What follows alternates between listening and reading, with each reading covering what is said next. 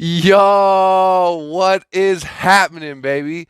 It's your boy Indo. Thank you so much again for tuning into another episode of the Huddle Chat Sports. TAC Sports, we coming back at you again today.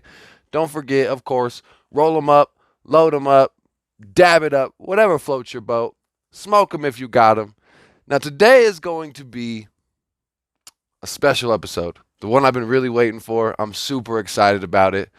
Today's going to be the Indianapolis Colts preview. You already know what it is, baby. Your boy out here coming at you live with all the best Colts news and information, the best hype up for the season, basically. We're going to get a breakdown on what the Indianapolis Colts potential is going to be and how far we could go into the season. Now, of course, let's get smoking right into it. I just wanna know how you feel. Tell me, am I doing it right? I may be covered in cat hair, but I still smell good. Baby, let me know, how do I look in my do-rag? Don't lie to me, let me ride. Now, of course, if you're new to the channel, don't forget to smash that like button. And, of course, always hit that subscribe. And don't forget the notifications bell to stay tuned on more information on future episodes. But hopping right on into this Indianapolis Colts special today, there's two ways you could look at the Indianapolis Colts. The Indianapolis Colts could be looked at as a less than 500 team last year who has really just a very vanilla offense, vanilla defense, not really many big playmakers, kind of boring to watch. And that's going to be kind of the way that the media portrays it. That's going to be the way that you see on the NFL Network, to see on ESPN, because honestly, don't nobody ever be talking about the Colts. It's one of the most frustrating portions of a Colts fan that doesn't live in Indianapolis. I live out in Colorado, and I just feel like nobody in national coverage ever is speaking about the Colts. And I mean, I can understand why, but it's frustrating as a fan. And that's a part of the big reason why I started the Huddle Chat Sports, to give coverage to those teams that don't really ever get talked about and don't necessarily get the attention that they deserve. Now, 2019 was definitely a disappointing season, honestly. It was a big fucking letdown. Very sad. It hurt my soul. 2019 also could have just went completely sideways. It wasn't a terrible season. Yes, it was disappointment. It was a disappointment, but it wasn't absolutely terrible. We had a lot of shit to work on last year. It started off with the surreal retirement of fucking Andrew Luck, man, my boy. You see, I always got the jersey hanging up there. You may actually not be able to see it or not, but I have a jersey of Andrew Luck hanging on my wall. It's the first white Colts jersey I've ever had. I only own the blues. But man, I loved Andrew Luck. So, not very many Colts players that got me excited about watching the Colts like Andrew Luck did. I loved that man. But that was a very, even now when I look back at that, I don't think I've ever experienced a moment like that, and a lot of people would agree. And it'll be a while before we see something as just surreal and just unreal as what happened with Andrew Luck, what transpired in that situation. Coming off of a successful 2018, filled with a playoff appearance and everything, we improved on our weapons as what we thought after going into 2019. And we had it was the first time really in Andrew Luck's career that we had a fully complete offensive line, and he actually had time to be a quarterback.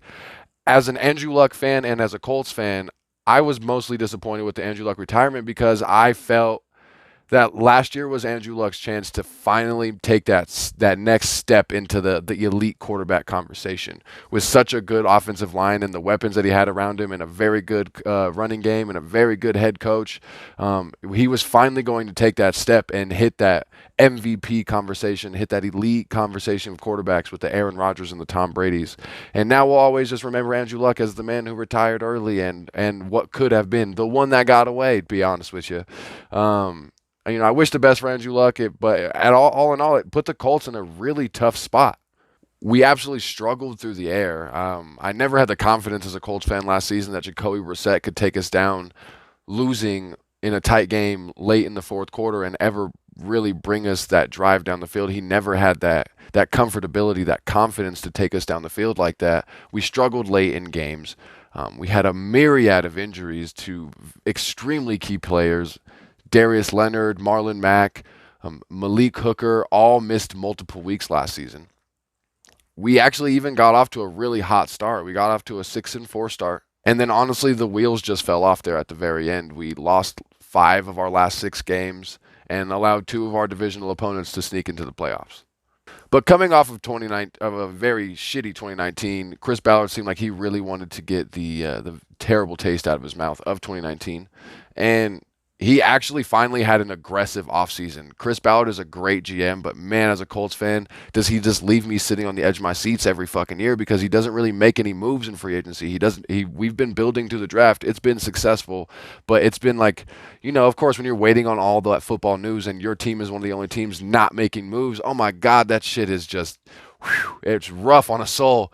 But Chris Ballard was smart. We didn't jump on any big contracts that we didn't need to. We didn't make any moves that we didn't need to unnecessarily. But this season, he finally got aggressive, and we had a really good offseason. Of course, the biggest move, the most talked about move of the offseason, and it's going to be the most talked about move of the entire 2020 season for us, is going to be the signing of Phillip Rivers. He went out and he acquired Phillip Rivers from the Los Angeles Chargers. And you can say what you want about what he has left in the tank, but even at 39 years old, Phillip Rivers is a definite improvement on what Jacoby Brissett was. We can quibble and we can argue about how much of an improvement it's going to be, but we cannot all just agree that it's an improvement upon Jacoby Brissett. Jacoby Brissett is still trying to find himself in the league right now. And I'm going to be real with you. Originally, I did not want us to sign Phillip Rivers. When I first caught the news on my phone that we were going to be signing Phillip Rivers, that we were looking into signing Phillip Rivers, I didn't really want it to happen. I thought, why don't we give Jacoby Brissett the time? I'm not like one of those really weird Colts fans that's like, let's start Chad Kelly or some dumb shit like that. He's obviously barely even made the roster now with us signing Jacob Eason, still having Jacoby Brissett, and now having Phillip Rivers. So I honestly just thought that potentially we could maybe move up in the draft. We could find a better quarterback or even just go out and get somebody like a Cam Newton or something like that. Just different options. I just really didn't want us to sign Phillip Rivers originally. But then once Phillip Rivers signed to the Colts, I had to accept it. I went out, I looked at Phillip Rivers. The main thing I really like about Phillip Rivers, and this is just like not even a statistical thing, I absolutely fucking love Phillip Rivers' fire. Andrew Luck was great. He'd fucking clap it. He'd high five everybody when they sacked him, tap him on the helmet. Good job, buddy. But like Phillip Rivers is a fucking asshole, and I love it, honestly. I love that fire when he's coming against other teams. Like just that play against the Jaguars, I believe, last year when he threw that 90-yard touchdown. He's going for 90-yard touchdown! 90-yard touchdown! Hey, 17, you see I ain't talking, right? Stay humble, bro. But you know he's right Stay here. humble, stay humble, I can cuz. say 90 yards. I can be excited. Yeah, but don't do that by my ear. Don't do it by my ear now. Don't do it by my ear. I will do it by No. Hey, That's what I do. 1-7. That's what I do. I heard that you after the game. 17, just keep talking. It's just I love the assholeness of Phillip Rivers, so it kind of gives us a different fire than we're used to in anything that we've had for a long time from the Indianapolis Colts. But Phillip Rivers has been a really good quarterback over his career. There's of course the what if argument that what if Eli Manning would have ended up with the Chargers and Phillip Rivers went with the more successful Giants franchise. How successful would Phillip Rivers actually have been? There's the argument of that, but he's been a really good quarterback over his career. But the argument always comes, but not last year, and I'm tired of hearing that shit. Phillip Rivers threw 67% completion last year. He completed 67% of his passes. Now, yes, Phillip Rivers threw 20 interceptions. He had a piss-poor touchdown-to-interception ratio last season. But let's not forget, he was also throwing behind the 29th ranked offensive line in the league last year. He's had a terrible offensive line over the past few years. His 2 tackles alone lit up 88 pressures last year, which was second for the most pressures allowed by a tackle duo in the NFL. His offensive line was putrid last year. Their offensive line was absolutely plagued with injury. Big Mike Williams missed some time. Keenan Allen had some questionable health throughout the season, but he never really missed any time. Hunter Henry missed a big chunk at the beginning of the year. Austin Eckler performed well, but they were dealing with the Melvin Gordon holdout for the first 5 or 6 games of the season. The Los Angeles Chargers were not set up for success last season, and you can't really blame that all on Phillip Rivers. But one thing that I don't get is why does everybody seem to forget about 2018, the year before last year? Phillip Rivers led the Los Angeles Chargers to a 12-4 record. Unfortunately, it was also the first year of the Patrick Mahomes takeoff, and the Kansas City Chiefs also went 12-4 in the same division. So the Los Angeles Chargers, when typically a 12-4 record gets you the first round bye, ended up a fucking wild card team. They ended up knocking the Ravens out of the playoffs and eventually lost to the New England Patriots later on in the divisional round. But in that season, Phillip Rivers completed 68% of his passes. He threw 32 touchdowns, 12 interceptions, and he threw for almost 3,000 yards. He balled out in 2018. Now, honestly, let's look at what Phillip Rivers has been working with his entire career. The man's had a top 5 defense one time. Their kicking woes have been well documented. It's been absolutely terrible. Historically, he's had a bad O-line. He's really never had a good offensive line to work with. And let's not forget, over the last few seasons, Los Angeles Chargers have not even had a home field advantage. They've been playing on a goddamn soccer field.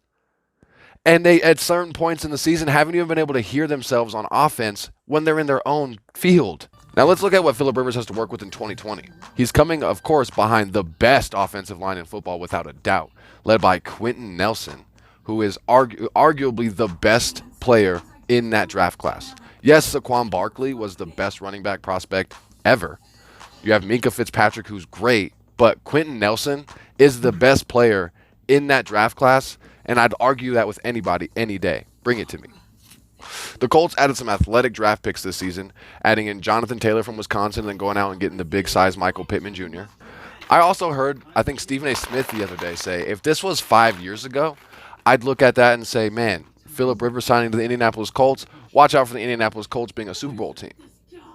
But everybody seems to forget that 5 years ago, Phillip, when he was at his best, that was Phillip Rivers playing with Frank Reich as the offensive coordinator, who's now his head coach in Indianapolis. An awesome head coach. I absolutely love Frank Reich. And of course, going back to Chris Ballard, he has that outstanding GM who is putting the pieces around him on offense and on the other side of the ball as well. And then you look at our rushing attack. 2019 was an amazing year for rushing for the Indianapolis Colts. In fact, it was the best rushing season since the mid-1980s. Marlon Mack was a top 5 running back through a fantasy perspective and through the actual NFL until he broke his hand last season and forced him to miss some times. But Marlon Mack still finished with over 1,000 yards last season. We ended up kind of getting a mantra last season of run the damn ball. You even spotted players like Quentin Nelson in post-game press conferences wearing the hat saying run the damn ball. That was our mantra last year. We ended up finishing with the 7th best rushing attack in 2019. And honestly, run the damn ball did kind of turn into run the darn ball a little bit when we played the top rushing defenses in the league last season. We had 3 rushing defenses last season that ended up as top 10 rushing defenses that we played against. It was Oakland, Tampa Bay, and New Orleans. And in total in those 3 games, we ended up with 193 yards on 62 carries, which was 3.1 yards per carry. So we didn't perform too crazy well against those elite defenses, but we still put up those numbers and we still put up the consistency. But the problem is when we were facing those teams, instead of us being able to dictate when we were going to run the ball against those high-powered defenses against another stout unit like ourselves, we ended up becoming the below-average team because we couldn't pass the ball and we didn't really make them respect the pass. So them being able to stack the box and stop the rush and force Jacoby Brissett to make decisions, of course, worked in their favor. And that's what kept the Colts from an elite rushing attack last season.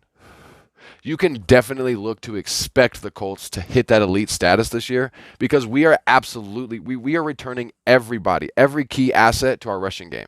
We're returning every offensive lineman.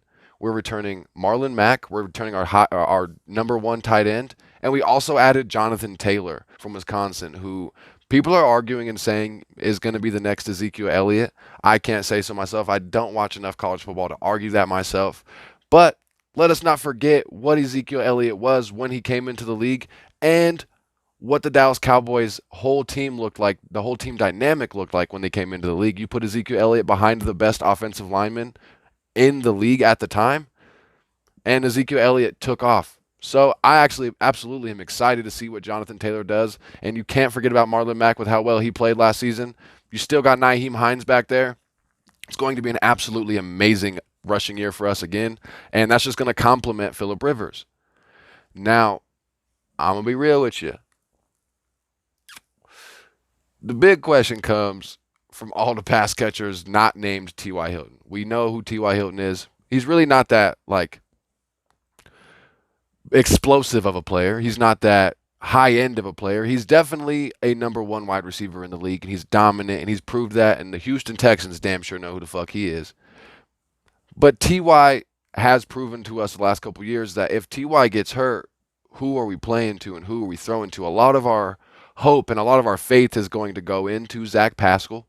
It's going to go into the second round pick, Michael Pittman Jr. We still have Paris Campbell out there with the speed. So we do have a lot of really good young potential in that wide receiver core, and I'm excited to see it. But like I said, that's going to be where a lot of the hope and a lot of like our faith comes in, is going to be in those young pass catchers. We still got Jack Doyle out here, Mo Alley Cox. We lost Eric Ebron to free agency. He's in Pittsburgh now. I'm actually really excited to see what he does in Pittsburgh. Go out and get him in fantasy if you can.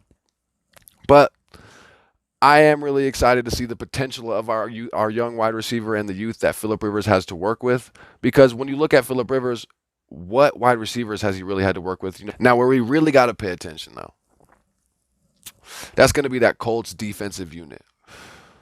Now, the Colts defense last season was a top 10 defense for a large part of the year, but we ended up sputtering out at the end of the season. A lot of injuries, a lot of key injuries. Again, Malik Hooker missed multiple games. Darius Leonard missed multiple games.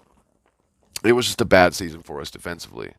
Like I said, between the injuries and absolutely no help really from our offense, our defense having to be on the field for so much during the game, we ended up sputtering out and becoming a 16th rated offense, extremely middle of the road. You couldn't get more middle of the road than the 16th ranked defense in the league. But we also have a very young defense, and that's what really excites me. Our defense is, of course, led by Darius Leonard, who I have to argue and have to say, and you will definitely hear this in a later episode, is the most underrated player in the NFL, just due to the fact that he plays for the Indianapolis Colts and we're never on TV. He's definitely the focal point of our offense. In his first 2 years, he's been Defensive Player of the Year in his rookie season. He got snubbed to the Pro Bowl that year, but was named First Team All-Defense in that same season, and then last season was eventually got his Pro Bowl. And that's just one of our linebackers. We also have Bobby Okereke coming in his second year. He's a very aggressive player, and he plays very similarly to Darius Leonard. He's eventually, I believe, going to be our middle linebacker and let Darius Leonard play his true left outside linebacker position where Darius Leonard can flourish the best. We have Rock Ya-Sin and Marvel Tell, both cornerbacks coming in their second year. And then when you look at it out in our safety position, we have Kyrie Willis coming in his second year, and then Malik Hooker going into his fifth year. We declined his fifth-year option, and this is his prove it or lose it year. And we also picked up Julian Blackmon in the draft this year, which I believe is going to be his replacement, because Malik Hooker has been, he explodes at key points, but he's been very disappointing so far in his first 4 years. And I believe Julian Blackmon is definitely going to be the eventual takeover. Again, we signed him this year, drafted him this season. So we have Kyrie Willis in the second year, Julian Blackmon, a rookie, Malik Hooker, a fifth-year player. And then when you go down to our D-line, we have Kamoko Turi in his third year. We have Tyquan Lewis in his second year, and Ben Banogu in his second year. So just looking at that right there, our defense, especially a lot of our key positions, like I said, our defensive line, our whole secondary damn near, is all within their second and third year minus Malik Hooker. Then when you look at last season, we went out, because two of our biggest problems were the secondary. Obviously, we're building on our secondary. We built that through the draft. Like I said, we got the Kyrie Willis, we got the Julian Blackmon, the Rock Ya-Sin, the Marvell Tell. That's 4 secondary players all in their second year. Our other big issue was in the pass rush. And last year when we added Justin Houston, he hit us up with 11 sacks, led the team in sacks, of course, and it was amazing. This season, we went out, you can't forget, traded the number 13 overall pick for DeVorest Puckner from the San Francisco 49ers. And my God, am I absolutely excited about that. With Justin Houston on one end, DeForest Buckner on the other end, we immediately signed him to a 5-year extension. Does this give any other Colts fans or any other football fans any reminiscent thoughts of the great 98 and 93 coming in on both ends, the Tornadoes, and just wreaking havoc? That was my favorite time as a Colts fan with Dwight Freeney and Robert Mathis, and we almost have that same sort of build with DeForest Buckner and Justin Houston. It's going to be amazing. Like, when you just look at the Colts' potential on defense, what we did last year, we're just going to improve on it. If we can stay healthy and we can stay consistent, we're going to be a top 10 defense without a doubt this season. Then when you look at our rushing attack, going to be in its elite status this year. Phillip Rivers being a veteran with competency. You won't be making as many mistakes as Jacoby Brissett. Again, we can argue and we can quibble over, how much of an improvement he's going to be. But our biggest issue last season is that we lost our quarterback a week before the season, and it just set us off to a rough start. And we need that veteran quarterback. Phillip Rivers is just a Band-Aid for now. He's just a placeholder. We're going to find us the quarterback of the future, but this team is built to win right now. And it definitely can win right now. We're coming out of the AFC South, where the Tennessee Titans squeezed into the playoffs, and they had a decent run. The Houston Texans won the division, and they got knocked out early. Of course, it's all going to depend on how we play against the Chiefs and the Ravens, but I have no doubt in my mind that the Colts can and will win the AFC South. It's not going to be a runaway or anything. We're talking 10, 11 wins at the most, honestly, but it's going to be a tough fight in the AFC South. It definitely helps us out that the Kansas City Chiefs started out with a win against the Texans, and we start out with the Jaguars, who nobody's really talking about. But I saw a poll the other day on Get Up that people think the Tennessee Titans could win our division. And the other remaining 25 kind of went between the Texans got 25 and the Colts got 25. But what I think with the Titans is the Titans are only going to go as far as Ryan Tannehill can take them. Now, yes, they were the third best offense in the NFL last season when Ryan Tannehill took over. But let's be real. Let's look at when Brock Osweiler took over. Let's look at when Nick Foles took over. It's really hard for NFL teams sometimes to make that adjustment mid-season to a brand new quarterback, and sometimes that momentum can really work in that quarterback's favor. So it's yet to be seen how Ryan Tannehill will come out this season and perform with the Tennessee Titans. Derrick Henry's, of course, a beast. He's a monster. And the Texans are nothing to forget about either. They still got Deshaun Watson, but there was a lot of questionable moves around Deshaun Watson. So I do think, of course, it's going to be a motherfucking dogfight in the AFC South. We definitely need to win our divisional games. But if we stay healthy, everything should work perfectly fine, and we should have no issue coming out with that AFC South title.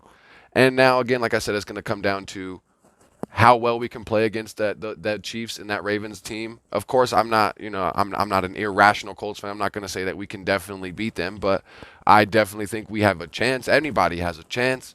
And it just depends on how we play against them. And like I said, we get really good early season indicators with them. We play the Ravens. We have a lot of the top rated teams. We do play some really good. We play 4 of the top 10 rushing teams, rushing defensive teams. So we will have a good indicator about how good our rushing team really is. This is going to be a really good season for the Indianapolis Colts, and I am fucking excited. Who else cannot wait for football? Who else did not absolutely believe we would even get to this spot? Of course, we all had the hope, but it was looking real bleak there a couple months ago. I didn't think we'd hit this spot on time, no delays at all. Are you ready for some football, baby? I mean, what more can we say? I can't keep it together. But, of course, I got to thank you so much again for tuning in to another episode of the Huddle Chat Sports. I will be coming at you again with a week 1 preview before the games come out tomorrow. And I'll be coming at you again with a recap of what happens after week 1. Of course, go Colts, baby. We gonna get that Jaguars ass this weekend. Stay high, stay blazing, and enjoy the motherfucking games, baby. I'm so excited. I can't even keep it together. But I'm the fuck out of here, baby. Y'all stay blazing out there. Let's get out of here.